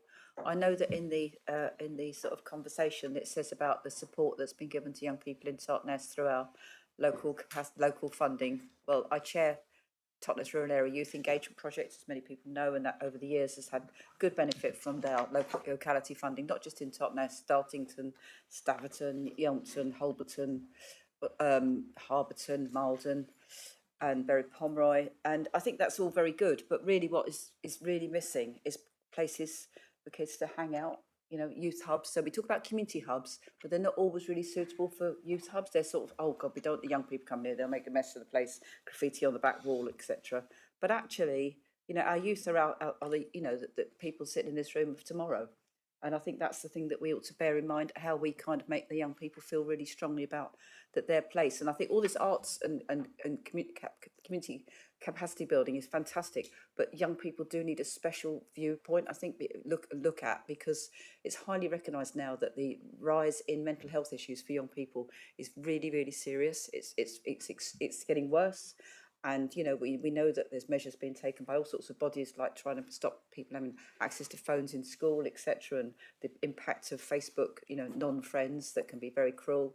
I think, you know, kids get into places, you know, and the Youth Council of Devon last week had a thing, unfortunately I couldn't go to in the end, where they were just entitled it people, places to go, things to do, and that's what really young people need. I know we've got our skate park investment, and then and all these other similar things, absolutely fantastic. But we need also places that kids can just hang out, and I think it's something that'd be really useful to have a look at as to what works and listen to the young people. And Trey now has about 1,500 young people on its books across the South Hams. More than happy to let that be used as for surveys. I mean, they're willing to comment on what they like and what they don't like, and views from the young people themselves. But I do think that we need to just bear that in mind. I see good work going on for dementia, absolutely fantastic, but I think there's lots of other things that we need to sort of specific groups. And I know that other places are recognising it, but we're all kind of going, what do we do? But actually, sometimes just safe places to hang out that aren't too expensive, aren't too smart, are really important. Somewhere just be able to make a coffee and have a chat and be safe is the important thing, because they're not very safe at the moment. While we've got county lines often preying on young people who are sort of like just sitting around in parks in the dark because there's nowhere else that they feel they can just be quiet and chat to mates. But otherwise, thank you. Very good. No, I would echo that, Councillor Hodgson. I think Trey is one of the most important things that exists for young people in our communities, and the credit for that, in no small measure, goes to you for having set that up. And it's an excellent organisation, and one we should absolutely be supporting where we can. But more importantly, you're right. The overarching principle and Julian said it himself as well, didn't he? About the same message. Places to go, things to do is something that we need to be embedding. But it's another excellent report, Councillor Dom. It's really, it's great, and it's great to see, because I know it's been, like the arts and culture strategy, it's been a long time in the cooking, as it were. So it's great to see the finished product. Yeah. Yes, again, it's a fantastic report and really positive to see. I'm particularly excited to see the references to skills provision in the district being a part of this. There is no skills provision adults in South Hams. It's a massive black hole. The lack of skills is a huge drain on sort of productivity in the economy. It holds people back. It stops them from progressing. It holds older people back from accessing digital services. That you haven't been able to upskill in South Hams for a long time has been damaging, and it's great to see that skills provision is finally coming back. So well done. Grand, thank you. Councillor McKay. Thanks. I think this is amazing. So I'm not, but I just want to put in one little request, and that is that I'm a little bit disappointed that there's no real mention of Sustainable South Hams as part of this, and they did actually produce a report that the council paid for. We paid them quite a lot of money over the last couple of years, and there was a report about community development that they produced. And they've got quite a lot of experience now, and they've run into all sorts of issues with regard to community development. It's not easy, is one of the things that I've learned. It's very hard because it's volunteer led. People are very busy trying to organise people. Just in the village that I live in, there's so many factions. Everybody's fighting each other and falling out over this, that, and the other. And it's really hard to do this sort of thing. And I wish you the best of luck with it all. But I would just ask that you involve Sustainable South Hams. They've got the contacts, and they've got a lot of experience to pass on with regard to the problems that they've met and how they've solved them in some instances. That's all I've got to say. But it's a great report, and I fully support it. They are listed in both reports as being people that we all work with. Yeah, okay, good. But yeah, okay. Any more for any more? Okay. Are we having to move agreement? Yes. Would you like to move agreement?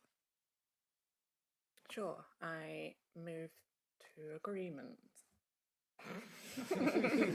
Well said. Jackie.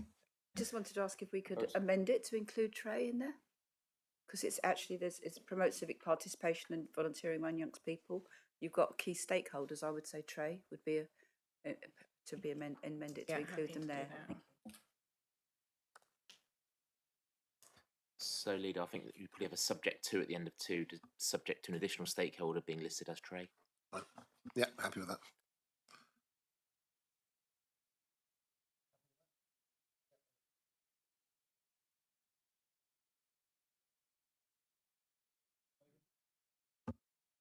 All those in favour? That's unanimous as updated. Thank you, Leader. Thank you, Mr. White. Okay, item 13, Southampton's Festival Rally for Nature. So that is Councillor McKay and Councillor Domit. So there we are. Start with you, John. Yeah. No problem. Oh, he's going over there.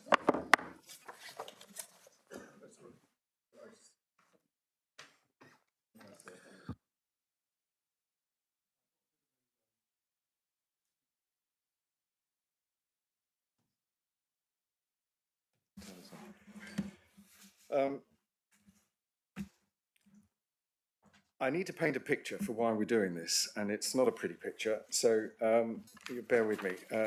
This won't take long. So I want to start by talking about Climate and Nature National Emergency Briefing on the 27th of November in Westminster. Financed by Simon and Nick Aldridge. Simon was a founding member of Sustainable South Hams, interestingly. This meeting was attended by an invited audience of about over 1,000 people, and I believe Adam was one of those and attended. Chris Packham gave a moving and impassioned opening address at this meeting, pleading, begging that we follow the science. He said he was scared. The messages were clear. Climate change is accelerating. CO2 in the atmosphere now exceeds 426 parts per million, and the rate of increase is worsening, not leveling off or dropping. Current projections put us on a track for 2%, 2 degrees C warming by 2050, and a real risk of 3 to 4 degrees by the end of the century.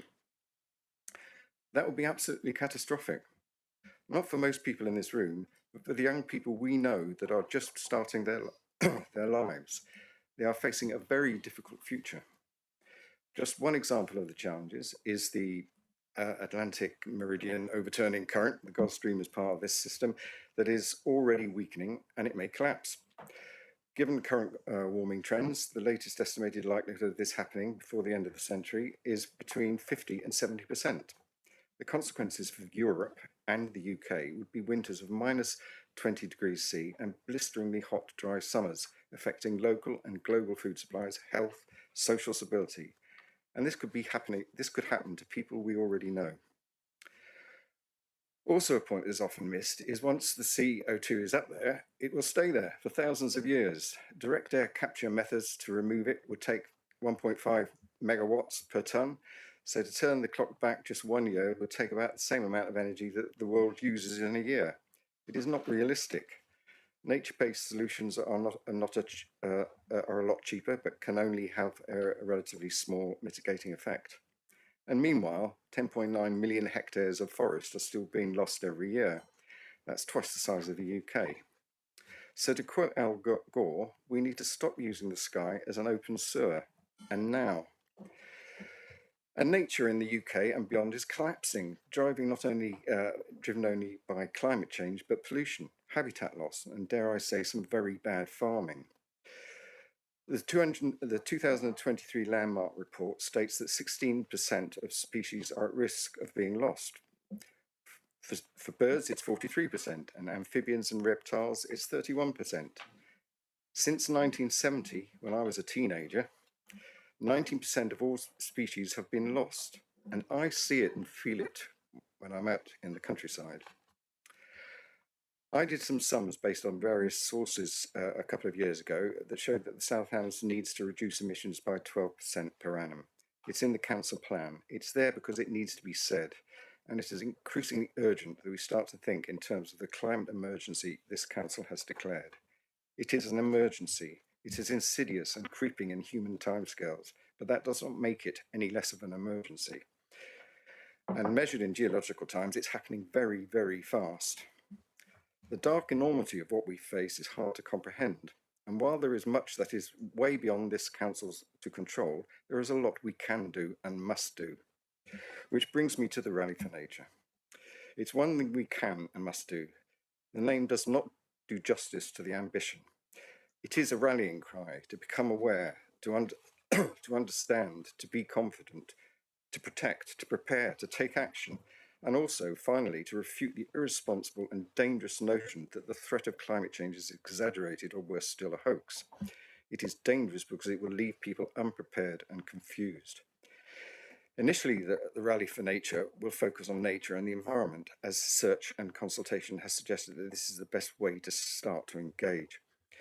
While there is much to worry about, it's not about scaring the socks off people. It will be about celebrating what we have here in the South Hams, engendering a sense of awe and wonder at the nature all around us, and a desire to protect it. The Rally for Nature is ultimately about awareness raising, behaviour change and collective action, and reaching as wide an audience as possible. To achieve that end, it will employ the full spectrum of engagement tools and methodologies available, and work with and amplify the work of many amazing projects and community groups across the district and beyond. I was at a National Landscapes meeting last week where feedback from their National Chairman's Conference was delivered. One of the key questions addressed at the conference was, why do politicians and people seem to care so little? The answer was a little vague, other than there was a real need to explore ways to improve communications and engagement. Sustainable South Hams will be taking a rigorous approach to the design of the programme of events proposed, and it will be working with National Landscapes and many other partners to help forge the plan. The term festival has crept into this discussion due to the path that has led to this proposal, but really it is entirely inappropriate. What is being proposed will be a well-researched and thoughtfully designed programme. Just as an example, as it relates to behaviour change, within the field of behaviour science, there are many models for achieving behaviour change, but one that is now widely used is a method called COM-B. COM-B stands for Compatibility, Opportunity and Motivation. Capability, not compatibility. Capability is about education, knowledge, skills, as well as physical ability. Opportunity is about access to resources and support. Motivation is about values and incentives. Sustainable South Hams will be working with Listari, a local consultancy that specialises in this approach in the context of environmental and social science, and has a long list of prestigious clients and successors. Some 50 years ago, I started a maths PhD. I wanted to work on catastrophe theory, a new branch of topology developed by René Thom, a French mathematician. But my superior thought it was all a bit of a fad. I had just met my future wife, so in the end I quit and got a mortgage. I'm telling you this because today catastrophe theory is being used to model how complex climate change systems can rapidly change state. And I refer you back to the AMOC, the Atlantic Meridian Overturned Current and its possible collapse. It is also at the heart of the theories of Professor Tim Linton of Exeter University on positive social tipping points. For me, it's a fascinating convergence. Also, of Exeter University, we have been in discussion with Bob Wally, with over 20 years' experience in climate awareness and his Envirolution, a bit of a mouthful of work. The Rally for Nature is unlikely by itself to precipitate behavioural tipping points. However, it can and will raise awareness and prepare people in a way that make those much needed tipping points much more likely to happen earlier, as other external factors like, for instance, worsening climate, the inevitability thereof, building economic pressures, new technologies and services becoming available, changes in government policy, etc. The Rally for Nature is a considered and thoughtful collaborative project, and I hope members can see the importance of this work, given what I've just said, and also recognise the outstanding record of delivery of Sustainable South Hams and their passion to take this forward. It will only work if it is executed with purpose and energy, both of which I believe Sustainable South Hams has in spades. Thank you.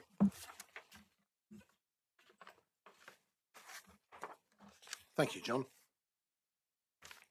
From my point of view, I don't always profess to understand fully the science, but I do have faith that you and Adam and others do, and that for me is enough. because we cannot all be experts in every subject that this council deals in. But what we need are the right people in the right places, and I have no doubt that you are the right person, very much in the right place. And in that regard, you have my support. Questions, comments from other members? Becky. Well, I heartily support exactly what John has just said, and I would just suggest that just in terms of, it's so easy to sit here and just say, oh, that's a really good idea, let's go for it, and think, yeah, let's just roll our sleeves up and make something really, really meaningful happen and work with our communities. Or we could sit here and think, oh, well, we'll be wound up in a couple of years, so what's the point? But I would suggest that we think in 10 years ahead and look back at this moment and think, what did we do?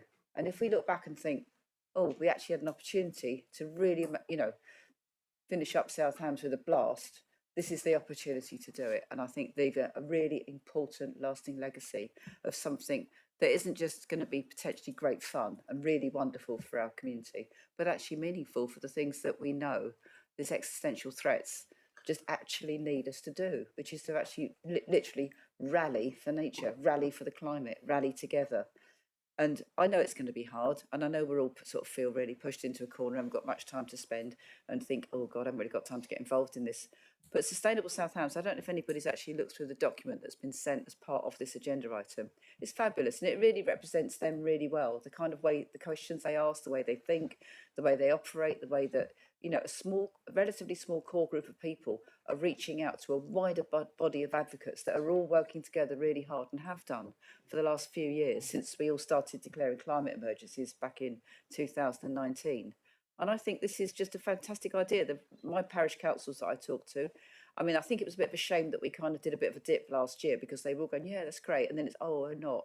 And so I think we've got to, overcome that. But it's not a big thing to overcome, to actually just say, look, we've got money, in our locality budgets. How should we spend it best? Let's get going, and I think we've got the time now to do it. One of the things that actually is coming up is that Devon County Council is doing a resilience festival next year in July.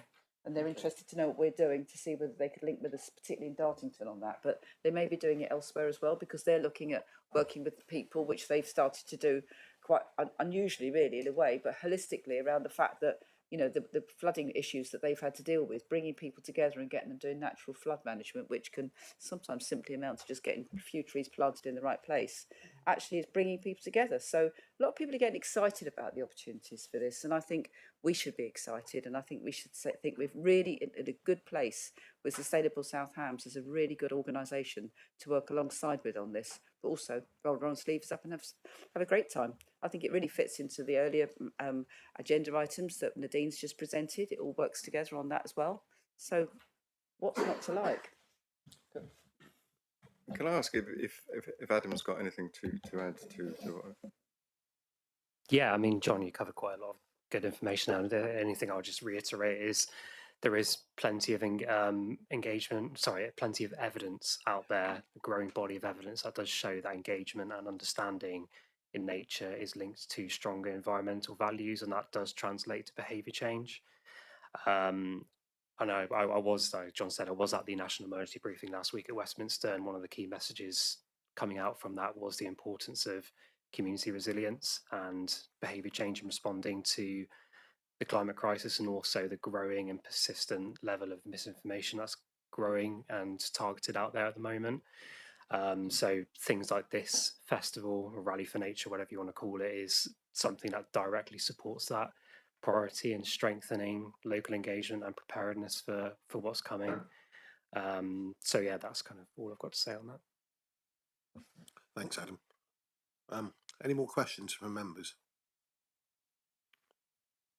No, okay. Well, we are noting, and then we are delegating authority.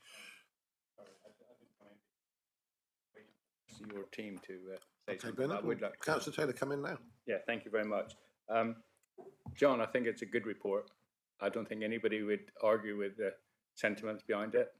I would like some clarification on where you think the farmers are going wrong, because that is my and because at the end of the day, we are cutting down thousands of trees to grow soya and transport it into this country, and I think it's what we do is a small bit, but every small bit counts, and we understand that. And I think all the people that I talk to are in agreement. We have got an emergency, and I think the way you're approaching it is very, very good. But I get a bit concerned when we're picking out individuals. No, don't get me wrong. I mean, there are an awful lot of very good farmers, be they regenerative or be they standard, conventional farming. But there are some pretty bad ones out there as well. And I've got a neighbour that's not a good farmer. So, and they are the ones that are causing the crisis in biodiversity. And yeah, so this is definitely not a pop at farmers in general. It's just that there are some bad farmers. As you'd expect, there are bad businessmen. Every sector has got bad people in it, but farming is not exclusive in that regard. Okay, we are noting, having sidestepped that potential explosion quite neatly, gentlemen, for which I thank you. We are noting that we are working with Sustainable South Hams, and we are delegating authority to Mr. Powell in consultation with Councillor Mackay to utilise up to £20,000 of the climate change and biodiversity budget to support the further development of the proposal outlined in paragraphs 3.1 and 3.2 of the report. Councillor Mackay, I take it you're proposing that. Yes, and a seconder, please, Councillor Hodgson. Thank you. All those in favour? I think that is unanimous for both. Thank you, Leader. Okay, thank you. Last agenda item today, item 14, reports of bodies. No pressure, Councillor Long, but I know all 4 members of the Salcombe Harbour Board are actually present today, more than you sometimes get at the Harbour Board meetings themselves. So over to you. Now, can I just refute that? We have good attendance from the councillors at the Harbour Board meetings. Thank you, Chairman. Members of the Executive have had the minutes of the Salcombe Harbour Board of the 10th of November. There are 2 recommendations in there, and primarily the first one is the budgets, fees and charges, and you can see the recommendation there.